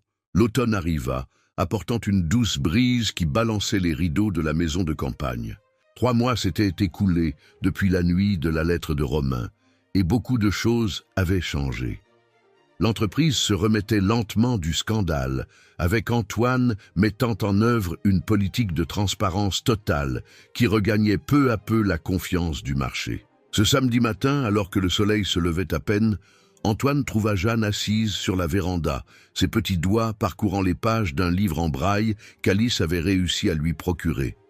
« Déjà réveillée, ma petite ?»« Je n'ai pas bien dormi, » répondit-elle, tournant son visage dans sa direction. « Je pensais... » « À quoi ?»« À Madame Marina. Est-ce qu'elle va bien, tu crois ?» Antoine sentit son cœur se serrer. Même après tout ce qui s'était passé, Jeanne se souciait encore des autres. C'était l'une des nombreuses qualités qu'elle avait héritées de Romain. « Je suis sûr que, où qu'elle soit, elle regrette tout ce qu'elle a fait, » répondit-il doucement. « En réalité, de nouvelles informations sur Marina étaient arrivées la veille au soir, par l'intermédiaire de Carla, mais il n'avait pas encore eu le courage de les partager avec les autres. La voiture dans laquelle elle avait été emmenée avait été retrouvée près de la frontière du département, avec des traces de sang sur la banquette arrière. Les enquêtes se poursuivaient, mais les espoirs étaient minimes. Alice apparut sur la véranda, apportant un plateau avec le petit déjeuner. Ces derniers mois, elle avait retrouvé l'éclat dans ses yeux et le sourire facile que Romain aimait tant. « Je t'ai apporté du chocolat chaud, ma fleur », dit-elle, plaçant une tasse dans les mains de Jeanne. La petite fille sourit, aspirant l'arôme doux. « Aussi bon que celui que fait Papy Gérard ?»« Presque aussi bon, » rit Alice. « J'apprends encore sa recette secrète. » Gérard était devenu une présence constante et aimée dans la maison. Après tout ce qu'ils avaient traversé ensemble, il était impossible d'imaginer la famille sans lui. Le vieil homme était maintenant dans le jardin, prenant soin des fleurs qu'il avait plantées spécialement pour que Jeanne puisse sentir le parfum. Sébastien apparut sur le pas de la cuisine. Le café est servi, tout le monde, et Carla a appelé. Elle a dit qu'elle arrivait avec des nouvelles. Pendant qu'ils prenaient leur café, Antoine observait à quel point sa vie avait complètement changé. La maison, autrefois si silencieuse et vide, débordait maintenant de vie et d'amour. Les rires de Jeanne résonnaient dans les couloirs. Les conversations pendant les repas s'étendaient pendant des heures. Et même les moments de silence étaient remplis d'un sentiment d'appartenance qu'il n'avait jamais connu auparavant. Carla arriva peu après, portant une chemise épaisse et une expression sérieuse sur son visage. « Les avocats d'Alberto tentent un dernier recours », annonça-t-elle, s'asseyant à la table. « Mais ça ne mènera à rien, les preuves sont trop solides. »« Et David ?» demanda Alice. « Il a conclu un accord avec le procureur. Il témoignera contre son père en échange d'une peine réduite. » Antoine secoua la tête. « Je n'aurais jamais pensé qu'on en arriverait là. David a toujours été si loyal à son père. »« La peur fait ça aux gens, » commenta Gérard, qui était entré dans la cuisine en apportant un bouquet de fleurs fraîches. Quand ils réalisent qu'ils sont en train de couler, ils s'accrochent à n'importe quelle bouée de sauvetage. « Tonton Antoine » appela Jeanne, sa voix petite mais claire. « Est-ce qu'on peut aller visiter la tombe de mon père aujourd'hui ?» La demande prit tout le monde par surprise. C'était la première fois que Jeanne exprimait ce désir. « Bien, sûr, ma petite, » répondit-il, échangeant un regard avec Alice qui acquiesça avec des larmes dans les yeux. « On y va après le déjeuner. » Le cimetière était tranquille cet après-midi d'automne. Des feuilles sèches dansaient dans l'air tandis qu'ils marchaient jusqu'à la tombe de Romain. Jeanne tenait fermement la main d'Antoine, portant un petit bouquet des fleurs que Gérard avait cueilli spécialement pour elle. Quand ils arrivèrent à la tombe, Alice décrivit à Jeanne où se trouvait chaque chose, la pierre tombale en marbre, les fleurs déjà déposées par d'autres visiteurs, la photo de Romain souriant.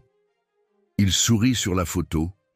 demanda Jeanne. « Oui, ma chérie, » répondit Alice, « ce beau sourire que tu as hérité. » Jeanne lâcha la main d'Antoine et s'approcha de la pierre tombale. Avec précaution, elle déposa ses fleurs à côté des autres. « Bonjour, papa, » dit-elle doucement. « J'ai mis du temps à venir te voir parce que j'avais peur. Mais maintenant, je n'ai plus peur. Tonton Antoine m'a raconté tellement d'histoires sur toi, j'aimerais que tu puisses me les raconter aussi. » Il n'y avait pas un œil sec parmi les adultes. Gérard serra Sébastien dans ses bras, qui reniflait discrètement.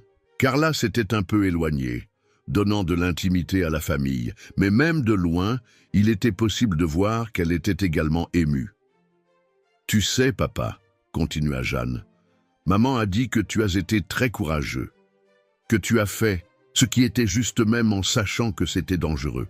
Je veux être aussi courageuse que toi. » Alice s'agenouilla à côté de sa fille, la serrant dans ses bras. « Tu l'es déjà, mon amour.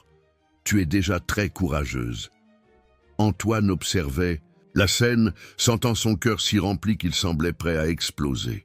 C'était comme si Romain était là avec eux, non pas comme une présence triste, mais comme une lumière qui les guidait et les unissait. « Je promets de prendre soin d'elle, frère, » murmura-t-il, touchant la pierre tombale doucement. Elles sont ma famille maintenant aussi. Quand ils rentrèrent à la maison, le soleil se couchait déjà, peignant le ciel de teintes orangées. Gérard avait préparé un chocolat chaud spécial pour tout le monde, et ils se réunirent sur la véranda pour voir la nuit tomber. « Tonton Antoine ?» appela Jeanne, blottie entre lui et Alice. « Raconte-nous encore une histoire de mon père. » Et ainsi, sous le ciel étoilé, ils continuèrent à tisser les fils de leur vie, transformant la douleur en amour, la peur en espoir, les pertes en nouveaux départs. Parce que c'était ce que les familles faisaient, se guérir les unes les autres, jour après jour, histoire après histoire, étreinte après étreinte. La nuit était claire et douce, et quelque part, Antoine en était sûr, Romain souriait. Une année s'était écoulée depuis cette visite au cimetière. Le printemps était revenu, apportant avec lui non seulement des fleurs, mais aussi des changements significatifs dans la vie de chacun. La maison de campagne, qui avait commencé comme un refuge temporaire, était devenue le foyer permanent de la famille. Antoine continuait à gérer l'entreprise, mais il le faisait désormais majoritairement à distance, préférant passer plus de temps avec Jeanne et Alice. Le jardin de Gérard avait fleuri de manière extraordinaire, transformant le terrain en un véritable paradis de couleurs et d'arômes. Ce dimanche matin spécial, tout le monde était réuni dans le jardin pour un petit déjeuner en plein air. C'était le 9e anniversaire de Jeanne et Gérard s'était surpassé dans la décoration, remplissant l'espace de fleurs dont la petite fille adorait sentir le parfum. « Papy Gérard !» appela Jeanne, qui maintenant le traitait officiellement comme son grand-père. « Les roses que tu as plantées le mois dernier ont déjà une odeur différente. » Le vieil homme sourit, infier. Il avait développé un système de jardinage spécial en pensant à Jeanne, organisant les fleurs de manière à ce qu'elles puissent se repérer grâce aux arômes. Alice observait sa fille avec des yeux humides. L'année écoulée avait transformé Jeanne complètement. La petite fille effrayée et timide avait laissé place à une enfant confiante et joyeuse. Ses notes à l'école spécialisée étaient exemplaires, et elle s'était fait plusieurs amis. Sébastien, qui habitait désormais une maison à proximité, arriva en apportant un énorme gâteau. « Recette de ma défunte épouse », annonça-t-il, posant le gâteau sur la table. Elle adorerait voir cette famille réunie ainsi.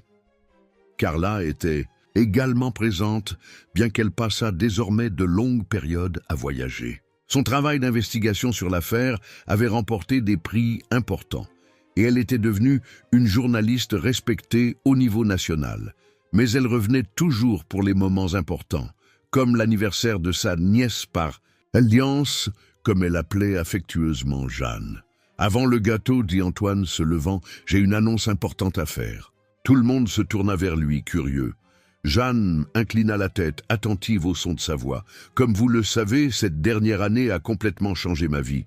J'ai trouvé une famille que je ne savais pas avoir. J'ai appris le vrai sens du courage et de l'amour. » Il fit une pause, ému. « Et c'est pourquoi j'ai pris des décisions importantes. » Il sortit quelques papiers de sa poche et les tendit à Alice. « Ce sont les documents d'adoption de Jeanne. Si tu es d'accord, je veux officiellement devenir son père aussi.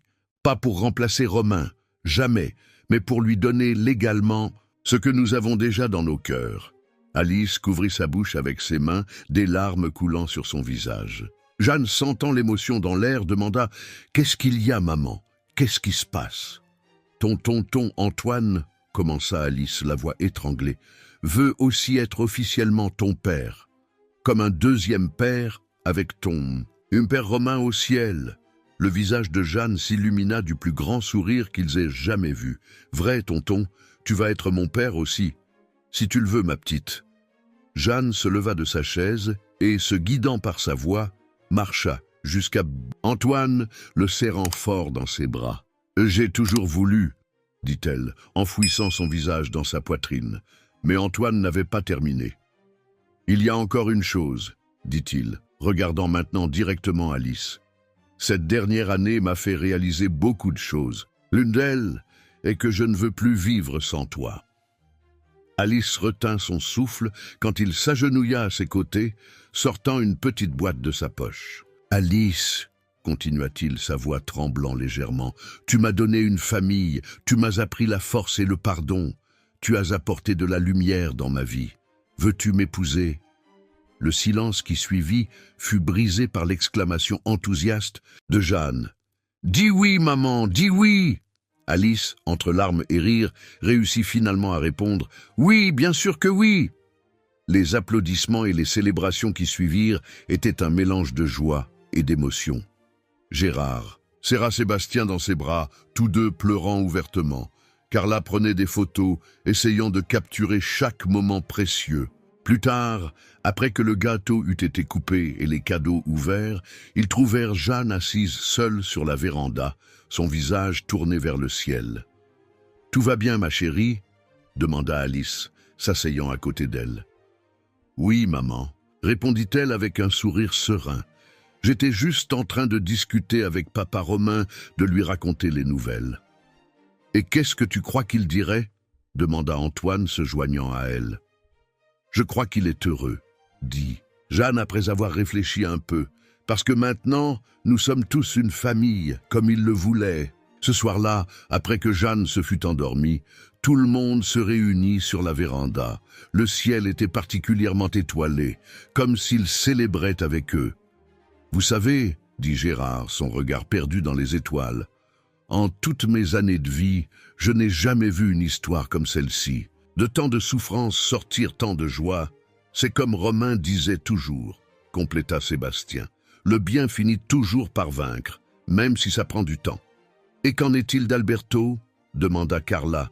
« J'ai entendu dire que la sentence finale sortait cette semaine. »« Ça n'a plus d'importance, » répondit Antoine, serrant Alice dans ses bras. « Il a déjà perdu tout ce qui comptait. Nous, en revanche, avons gagné quelque chose de bien plus précieux. »« Une famille ?» dit Alice doucement. « Pas seulement une famille !» corrigea Antoine. « La famille dont Romain rêvait pour nous. » Le vent doux de la nuit apportait le parfum des fleurs du jardin, mélangé à l'odeur de café et de gâteau qui planait encore dans l'air. C'était un moment parfait, de ceux qui restent gravés dans la mémoire pour toujours. « À la famille !» proposa Gérard, levant sa tasse de café. « À la famille !» répondirent tous à l'unisson. Et ainsi, sous le ciel étoilé, entourés par l'amour qu'ils avaient construit à partir des cendres de la douleur, ils célébrèrent non seulement une fin heureuse, mais un nouveau commencement. Parce que parfois, réalisèrent-ils, il faut tout perdre pour trouver ce qui compte vraiment. Dans sa chambre, Jeanne dormait paisiblement, un sourire doux sur ses lèvres. Dans ses rêves, elle voyait un homme qui ressemblait beaucoup à Antoine, mais avec son propre sourire, lui faisant signe joyeusement. « Merci de prendre soin d'elle », disait Romain dans son rêve. Et dans le jardin, les fleurs de Gérard se balançaient doucement dans la brise nocturne, comme si elles dansaient au son d'une musique que seul le cœur pouvait entendre, la musique de l'amour, de la famille, du renouveau.